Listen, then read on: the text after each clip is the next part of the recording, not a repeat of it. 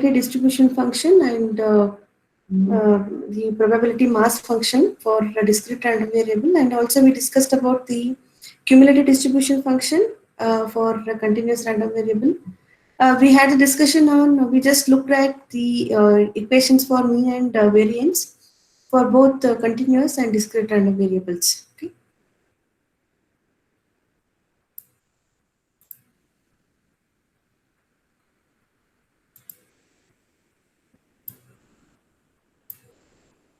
Fine. Okay, so I want you to just go through this because we are going to solve some problems based on mean and variance for both the discrete and continuous random variable today. So once we are done with solving these problems, I'm going to discuss today about the special type of distributions. Okay, there are some 6 to 7 distributions. We will see. We will try to discuss all those distributions and try to solve some problems related to those distributions. Okay.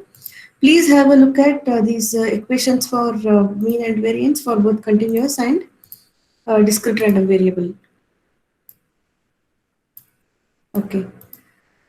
Okay, so these are the equations. We have already discussed it. Now we will just go to the, this is already done in the previous class. I hope there is no problem in now plotting the cumulative distribution function and probability distribution function for continuous random variable. And for cumulative and probability mass function for discrete random variable is already done a few class before. Now at this point of time, for any given function, it can be a cumulative distribution function or probability distribution function. You should be able to plot both PMF and cumulative distribution function. Okay, so if you still have doubts on this, I request you to go through the notes that we did in previous class. Understand how to get PMF and PDF of a given random variable, a capital X. Okay? So this is also already done in previous class. Now let us take very simple problems on finding out mean and variance. Okay, so I want you to do this now because we already had discussion on this. Now a simple problem on mean and variance is consider a random variable capital X whose probability mass function is given by this. There is an equation for a discrete random variable. Okay, the probability mass function is given. So when the probability mass function is given for random variable capital X, you need to find out mean and variance and also plot this probability mass function. So in sub question A says that plot Px of small px of x. Small p is the probability mass function. It is a discrete random variable. You need to plot it. The equation for probability mass function is already given to you. You just refer this and try to plot the probability mass function. That is very easy. You just have to refer this equation. Okay. Next one is to find out mean and variance of a given random variable. Okay. So now take your notes, take your book.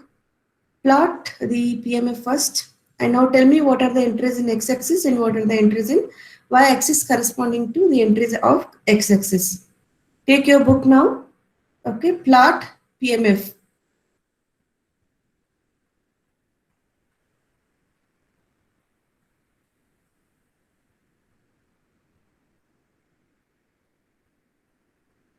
What are the entries in x-axis?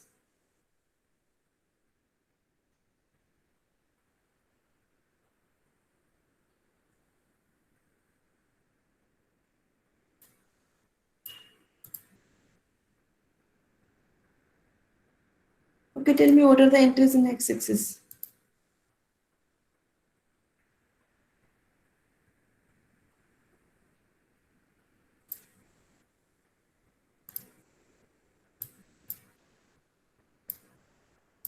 You need to plot the probability mass function. For mass function, x-axis is the random variable, y-axis is the probability, right? So for us, the random variables are already given. The random variables are -1, 0, 1. The random variables are -1, 0, 1. And the corresponding probability is 1 by 3. So all these random variables occur, the probability of occurrence of these random variables is equal. Okay, this event is equiprobable. So probability mass function, we have -1, 0, 1, and with the probability in y-axis for all these three entries is 1 by 3. That is the meaning. Now, how do you find out the mean? What is the value answer for mean? Calculate mean as it is a discrete random variable. Yeah, what is mean? Ma'am, 0. Yeah, mean is 0. 0, ma'am. Yes, mean is 0. So how do we calculate mean? We have an equation summation where we have x random variable. We have to take count of all the random variables, value of random variable and its corresponding probability, and we have to take it within summation. And the range of the summation is it should cover the entries in the range of the random variables. So in the range of random variables, we have -1, 0, 1, and all of these occur with the same probability. So -1 into 1 by 3 plus 0 into 1 by 3 plus 1 into 1 by 3. This is the mean. What is the variance? Variance is again in summation. What we need, x minus mu square, okay, into the probability. Now we know that the mean is 0, so we can straight away take x square into x1 square its probability plus x2 square its probability plus x3 square and its probability. That will be the variance of this given random variable.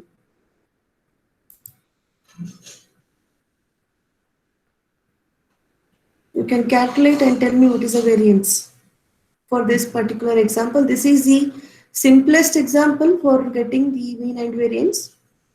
There can be some twist in any of these concepts. Okay, so yeah, what is the variance? 2 by 3, ma'am. Okay, is it 2 by 3? It's 2 by 3. So mu is 0, so you can straight away take 1 by 3, you can take out because the probability of all these variables are same. -1 square plus 0 square plus 1 square is 2 by 3. Okay, so the PMF is very simple here, as I told you before. Okay, repeat the same thing, repeat the same with this probability mass function. Okay, if you repeat this, apply the same formula and find out the mean and variance. And how do you get PMF? Instead of -101 on x-axis, we have -202 with the same probability 1 by 3. Here, what is the mean again? Mean is 0. Is it 0? For the second case, mean is 0 again. And variance will change. 8 by 3. Yeah, variance is 8 by 3. And here you plot it by your own. Here x-axis you have -2, 0, -2 with the same probability 1 by 3. Okay, in case if the probabilities of the given data variables are different, you know how to plot it. Okay, this is just PMF, right? So if I ask you to find out the cumulative distribution function, this is just an extension of that. You should be able to do that. Okay, you know how to calculate cumulative distribution function. Cumulative distribution function for a discrete random variable follows step function. Okay, so let us take a random variable x, and the random variable x denote the outcome of throwing a fair die. Okay, find the mean and variance of x. Okay, this one also quickly you can just solve it. This is an example of discrete random variable. First thing is you have to identify whether it is discrete or continuous. Based on that, you can apply a right equation for finding out mean and variance. Tell me what is the mean first. When we say fair die, it is assume that the probabilities are equal. Okay, it is already given here. So how many samples we have? We have 6 samples. Okay, so you can just take 1/6 out, because and you just have to add 1 to 6 because they are the, yeah, see, take 1/6 out and add all these random variables. This will give you the mean of this random variable. Okay, and what is the variance? Variance is again random variable 1 minus mean square plus second random variable with the same mean, because mean is same for all these entries. Mean will not change, it will remain same. You can take the probability which is common to all these values out, 1/6. In bracket, you can take the first random variable and the mean, plus second random variable mean, plus third random variable and its mean, and so on. This will give you the variance. And also we have discussed one more equation, this equation. You already have expectation of x. Expectation of x is 7 by 2. Okay. And you have to find out expectation of x square. Second moment you have to find out. So how do you find out second moment? Probability will remain same. Instead of taking x, you have to take x square. Okay. So you will get expectation of x square. And expectation of x whole square is already there. I mean, expectation of x is already there. You just take a square of it. When you subtract these two, you will get this answer. This is the variance. Okay, this one is same as this. Okay.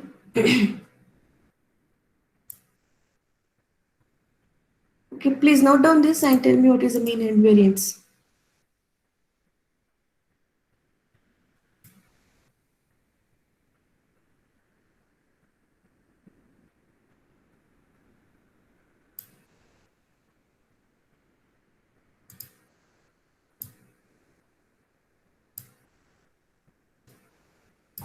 Ma'am, 2 by 3. Okay. Is it 2 by 3? Others can also try. It's a continuous Yes, random. 2 by 3, ma'am. Okay. As it is a continuous random variable, we are denoting this by fx distribution function. Okay, this is not a probability mass function, it is a distribution function. And mu, we know what is the range. Range is between 0 and 1. X into its probability, x into its function, distribution function. The distribution function given is 2x between 0 and 1. Okay, so apply this range, x into the given function, differentiate it with this range, you will get value 2 by 3. Okay, and also expectation, second moment is given by this equation. Instead of x, we are taking x square into given function in the same range. When you integrate it, we will get 1 upon 2.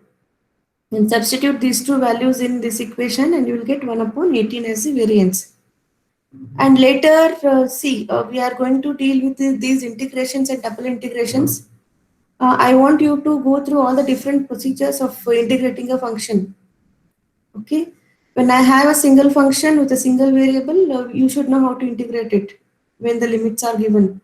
When I have a function, when I have an equation with 2 or 3 different variables, you should know how to differentiate it. There are 4 to 5 different integration methods. You should be perfect in that. Okay, I hope all of you know that because you people have done some maths course. So I assume that you already know how to do integration of any kind. Then based on that assumption, I'll simplify them. Okay. So if you don't know, if you are not at comfortable or not at perfect in calculating the integration of any form, it can be of any form. We are just dealing with single random variable here. When we go to next module, we have to deal with 2 different random variables. Okay, we have to deal with double integrations with different functions inside.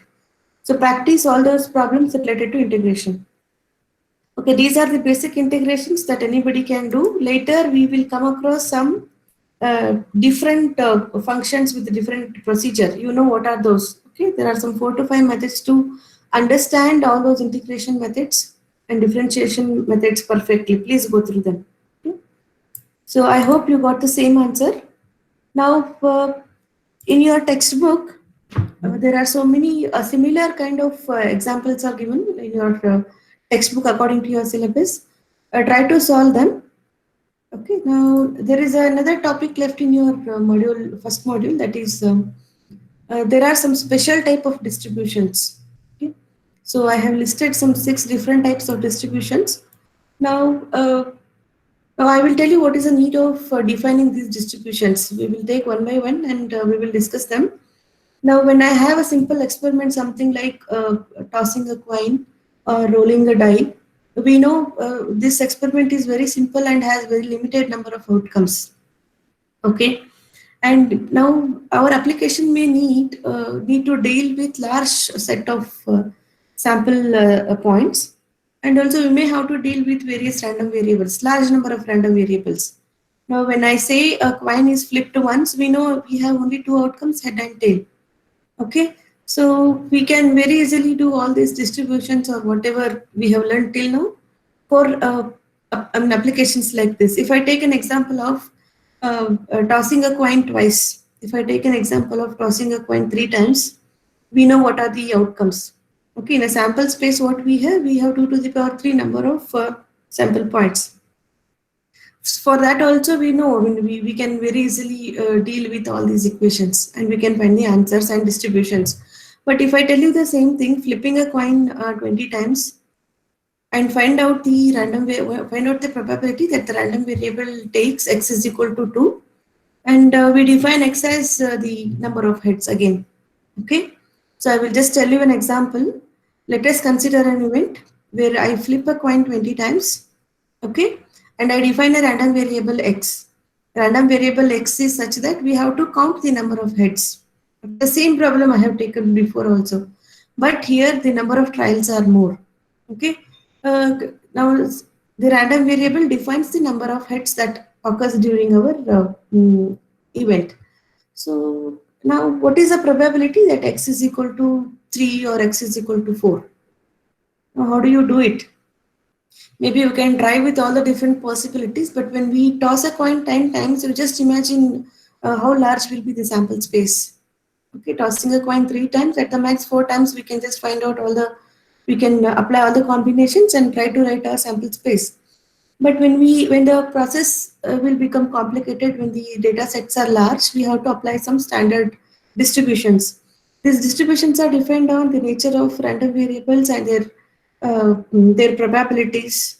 Okay, and whether we have a finite number of random variables or infinite number of variables, and what is what kind of curve do we get when we plot x-axis as a random variables and y-axis as their function.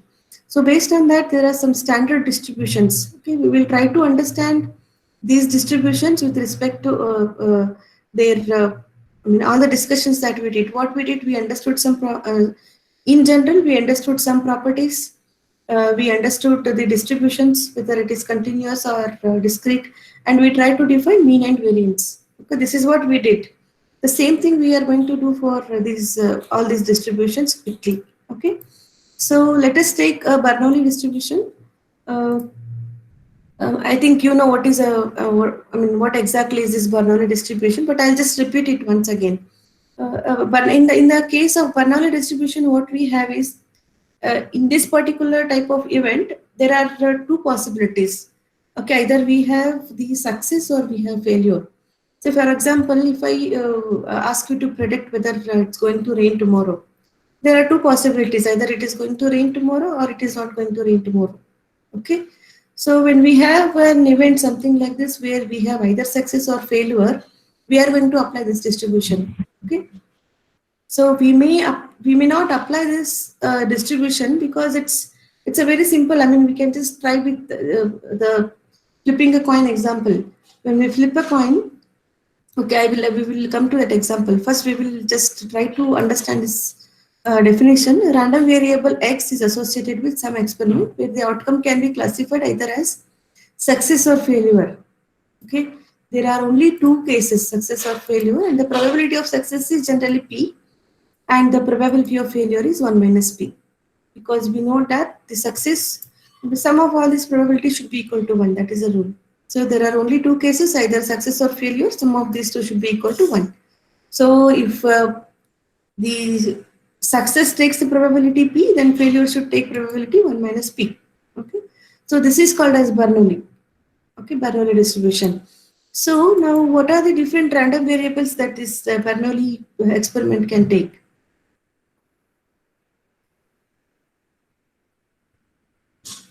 Now we understood what is Bernoulli. In Bernoulli, we either have success or failure. Now what we do is, for success, a random variable x is equal to 1 is assigned. For failure, random variable x is equal to 0 is assigned. If we just look at this equation, now this PMF is equal to probability that x is equal to, now in the previous discussion, we denoted it as small x.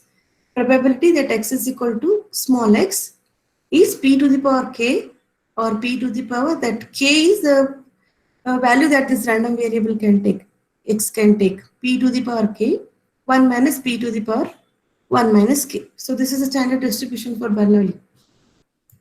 Okay.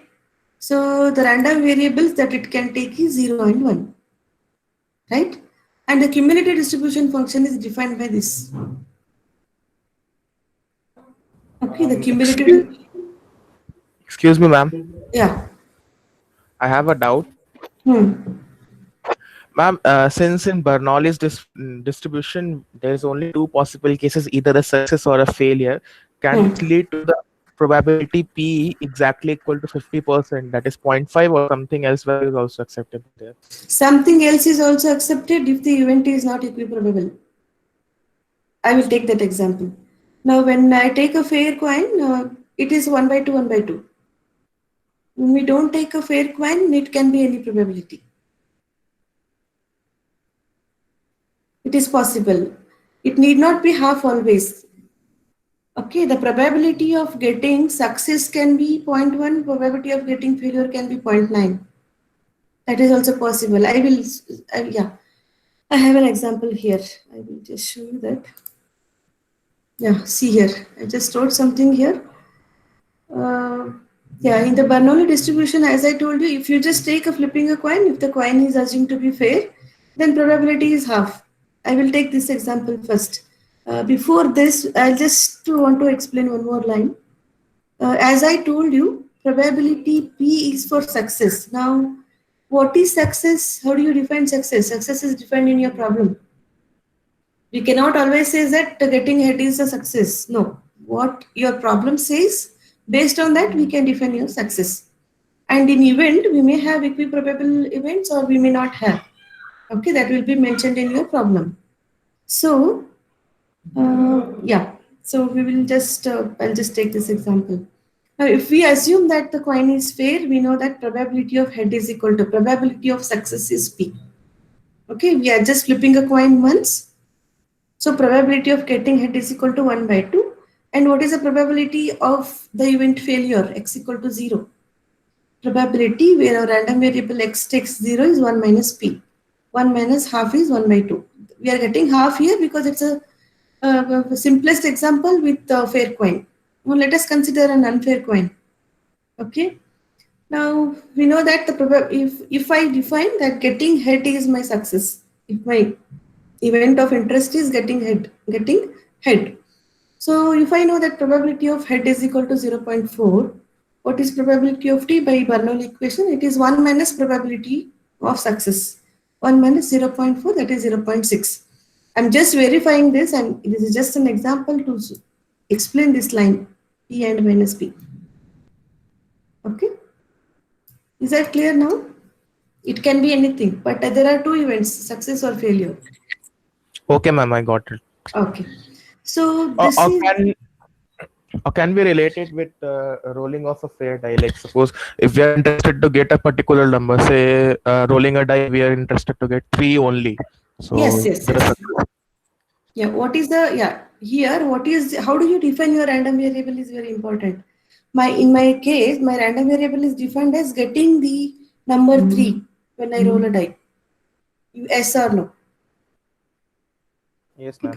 Yeah, how do you define your random variable? That matters a lot here. In case of rolling a die, it need not be only two outcomes. I mean, two sample points in your sample space. But how do you define yes or no? Your random variable says yes or no. Sample space can be anything. Okay. So, yeah. Now I think this is clear. Now let us again look at the cumulative distribution function. Now, as I told you, your random variable takes 0 and 1. Okay, so this is a function which will give you cumulative distribution function. Can you quickly plot it? All of you plot this cumulative distribution function. The equation is given to you. When your random variable is less than 0, there is nothing, no output, no outcome. Okay. When your random variable is between 0 and 1, there is some outcome. We know when x is equal to 0, what is the probability? When x is equal to 1, what is the probability? Even though we are mentioning the range here, we are discussing discrete variable. So at discrete variable, it is exactly at x equal to 0, exactly at x equal to 1. At x greater than or equal to 1, we are not interested. The probability will remain same. Okay, so in your PMF on x-axis, you have the random variable 0 and you have random variable 1. Okay, at what is the output corresponding to random variable 0 on y-axis?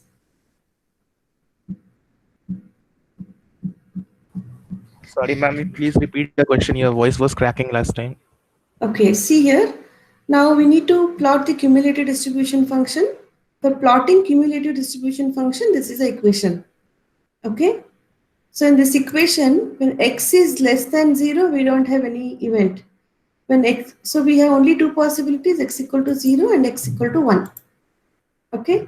So when x equal to 0, what is y-axis? 1 minus p. Yeah, it is 1 minus p, it is given here, and x equal to 1, it is equal to 1. Or it is equal to p. At x equal to 1, it is a probability. At x equal to 0, it is 1 minus p. Okay, it looks like this. That is PMF. Now, how do you plot cumulative distribution function? Cumulative distribution function at x equal to 0, it is 1 minus p. Here, x equal to 0 implies the failure. X equal to 1 implies success. So, it is 1 minus p and it is 1 and it will continue like this. Okay. So this is exactly based on our previous discussion. We can just relate how do we can plot PMF and CDF. It is nothing new. Based on our previous experience, we are able to plot it. Okay. If you still don't understand how to do it, you have to go back and read everything from beginning, and maybe in 1 or 2 classes you should be able to follow it up. Okay, and see here. What I suggest you is for all these distributions that we are going to do now, you should be able to calculate mean and variance. You should be able to derive it, because we know what are the standard equations for calculating mean and variance for discrete and continuous random variables. Okay. Now, based on the given distribution, you will be able to make out whether it is continuous or discrete. Okay, try to look at the sample space, try to look at the probabilities, try to look at the random variables, and derive the expression for mean and variance for all the distributions. This is what you need to practice. Okay, for 1 or 2, I may do it later, but you have to practice it for all the 6 to 7 distributions. Okay, so see here, there is the mean is expectation of x is p in case of Bernoulli, and the variance is p into 1 minus p. If you want, you can just take any example and try to do it. I think I have done it here. Mean is expectation of x. Okay, I'll just tell you the step. Now, without applying Bernoulli, you just try to solve it for flipping a coin and apply Bernoulli's theorem and try to find out mean. Okay, verify mean for both. And also verify expectation, use this equation. Okay. And without applying Bernoulli's, you try to find out the expectation using standard theorem, and using Bernoulli's theorem, you try to apply it here and check it. Okay, I have tried it, answers are matching. You can also try. Okay. So the next one is, we have binomial distribution. Binomial is extension of Bernoulli's distribution. Now in case of Bernoulli, what happened? The number of trials is equal to 1. Okay, now what we did, we just dealt with rolling a die once. Okay, so as I told you, when we were discussing the need of these distributions, okay, when we are dealing with large number of sample space, these distributions will help us a lot. Okay, see here now, binomial, as I told you, there is a small note here. Okay, in brief, if I have to tell you about binomial, this distribution describes the behavior of the outputs of n random experiments, each having the Bernoulli distribution with probability p. Okay. Now flipping a coin 20 times, you can solve using binomial instead of Bernoulli. Okay. So the same thing is explained here. A binomial random variable x is associated with some experiments in which n independent Bernoulli trials are performed, and x represents the number of successes that occur in the trial. Okay, So note that the Bernoulli random variable is just a binomial random variable with parameters n, p, where n is the total number of trials. Now binomial is equal to Bernoulli when n is equal to 1. Okay, so Bernoulli is a special case of binomial distribution where n is equal to 1. So now n is total number of trials and p is the probability of success. Okay, 1 minus p is again probability of failure even in this case. Okay. So I can the example for this is flipping a coin 3 times and finding out the outcomes. You can just try it after this class. What you can do is we have already discussed flipping a coin 3 times and finding out what is the probability that random variable x is equal to 2, where x is defined as counting number of heads. I'll repeat it. You can verify the example of flipping a coin 3 times without applying binomial distribution and see what are your probabilities. Okay, and also later apply binomial distribution and you can see the answer. Okay, so here, yeah, this is defined like this. Probability capital X of k is nothing but the value of your random variable. Probability that x is equal to k is, now we have a function, this is called as binomial coefficient. Okay, this binomial coefficient is nothing but NCK. This is n factorial divided by k factorial into n minus k factorial. And it is same as your previous case, p into 1 minus p, but we have k here, p to the power k, 1 minus p to the power n minus k. Okay, so this is the distribution, this is your PMF. I mean, this is how you calculate a probability at a particular point k. Okay, this is called as binomial coefficient. And if we have to find out the cumulative distribution function for this, we just have to sum all this. Okay, so we know what are the ranges of our random variables. Random variable can take the value from 0 to n. Substitute the values for n. N is the total number of trials. If I say flipping a coin 3 times, so n will become 3. Okay, and if I'm interested in finding out head, what is the probability of getting head when you flip a coin once? That is the probability that you need to take. That is 1 upon 2. So 1 upon 2, and what is the value that your random variable takes? It depends on how you define your random variables. Okay, so 1 minus p to the power n minus k. This is the equation. Maybe I think this will be clear when we take a simple example. I think I have an example here. Maybe we will come to this. We will come back to this after we. Yeah. So these are the example for mean and variance. This is an equation for mean and variance. Again, I repeat, you have to make use of the standard formula for mean and variance. Try to derive the equation for mean and variance for even binomial distribution. Okay. So let's take an example. If a fair coin is flipped 10 times, find the probability of the occurrence of 5 heads. Okay, I'm sure that it can be explained or understood by using binomial.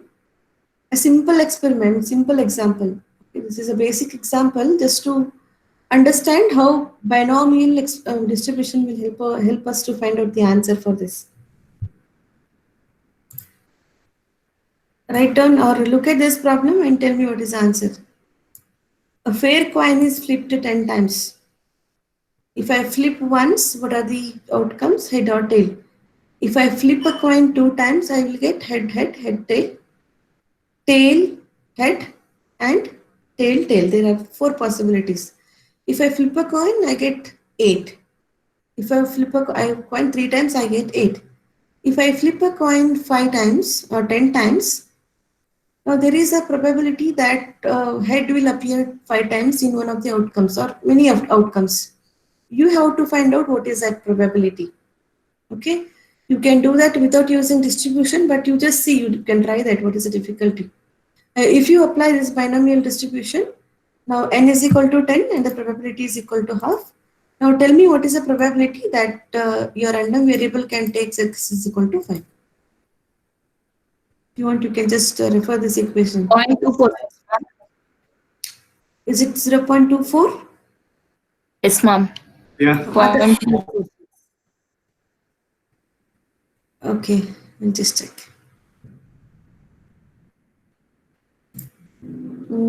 I think no answer is not there here. How much is it? 246. 0.246. Okay, we'll check it. I'll check it later. And now let us take one more example. Same example. A fair coin is flipped 10 times. Find the probability of the occurrence of either 5 or 6 heads. Same experiment. 5 or 6 heads. You just tell me what are you supposed to do first. Then you can do the calculation.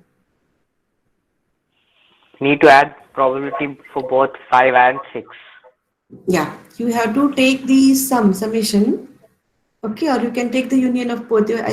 What is the probability of getting 5 and what is the probability of getting 6? You add those two and you. 0.451. Okay, 0.451. Yes. You just see here now probability that our random variable is either 5 or 6. It is discrete. It cannot be between 5 and 6 all the ranges. As it is discrete, it is either 5 or 6. Okay. So you can either do it like this or you can separately do it for 5 and 6 and you add them, or you take the summation, apply this equation and you will get the result. Okay. I think you people are comfortable with all this probability concept and it seems you are interested towards it. So maybe I think till a single random variable you people have already done, you have some idea. But when we go to next module that deals with multiple random variables, 2 random variables. Okay. In 2 random variables, what we do is we just apply the same formulas and same concept for 2 random variables. We have a random variable x and y there. Okay. All the distributions, all mass functions, mean, variance, everything for 2 different random variables. Okay. We will look at that. So, yeah, this is the answer. Now there is one more distribution. I think we will look at this also today. This is called as Poisson distribution. So now here again, this distribution is extension of a binomial. But in the binomial, but there's a small difference. What is that? We have a large number of n and very small amount of p. When we have a very an event with so many repetitions, okay, large number of n and a very small amount of probability, it is just an extension of binomial. And this Poisson distribution is applicable for some very important applications like this. Now, the number of telephone calls arriving at a switching center during various interval of time. This is a common example where whenever we try to explain about Poisson distribution, we take telephone calls as the example. Okay, and also the number of misprints on a page of a book. This is one more example. The number of customers entering a bank during various intervals of a time. These are some examples of Poisson distribution. Okay, and here random variable x is called Poisson random variable with parameter lambda which is greater than 0, and its PMF is given by this equation. Okay, so we can just have a look at this. This is a probability mass function e to the power minus lambda to the power k divided by k factorial, and this Poisson distribution has got various amount of applications. Okay, you can just look at what are the applications of Poisson distributions later. Before we go ahead, I just want you to do this. Yeah.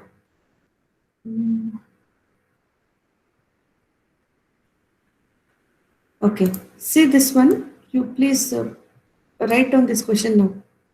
Find and plot the binomial distribution for n is equal to 6, p is equal to 0.6, and the values that your random variable can take is 0 to 6.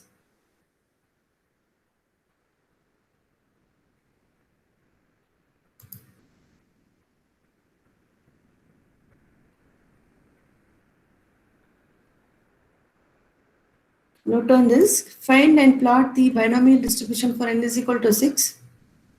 Now, in this question, the values are given to you straightforward, but in your exam, you may have to find out what are the probabilities.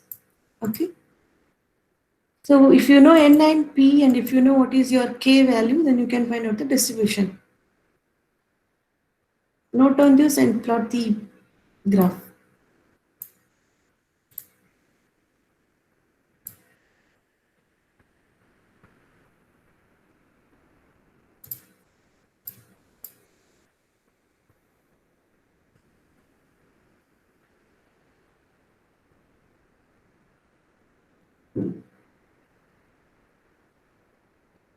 Okay, so